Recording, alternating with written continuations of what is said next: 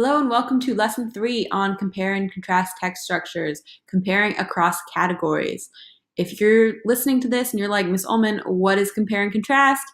Go back and do video Lesson 2, or Lesson 1 actually.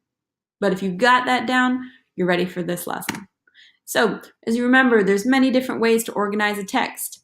You can describe something, you can put events in order, you can compare two different things, you can show cause and effect. You can show a problem and a solution.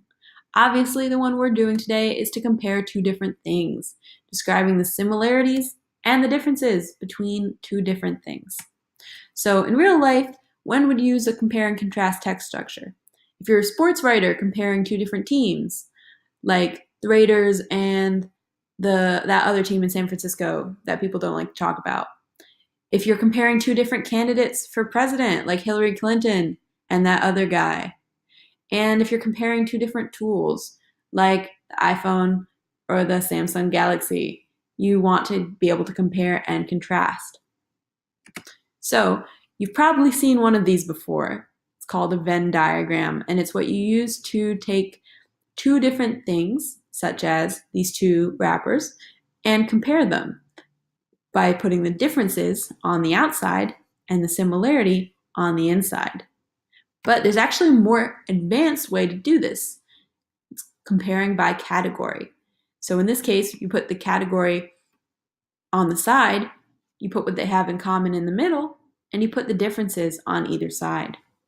So if we talk about Nicki Minaj and Cardi B, both of them are from New York City, but Nicki's from the Bronx. Nicki's from Queens. Whoop. And Cardi B is from the Bronx. If you talk about their music style, they both make hip hop or rap, but Cardi B is more about the catchy chorus, and Nicki's more into the free verse. Finally, their claim to fame, right? Cardi B became famous from Love and Hip Hop, and Nicki actually became famous from some DVDs, throwback, called The Come Up. But both of them were seen on TV, and that's how they became well known. So, now it's your turn to use some of these advanced compare and contrast techniques to write your own compare and contrast sentences.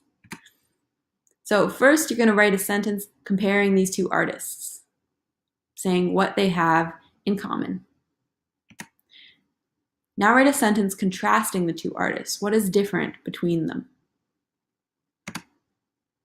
Finally, you're going to look at this passage and you're going to write a compare-contrast statement.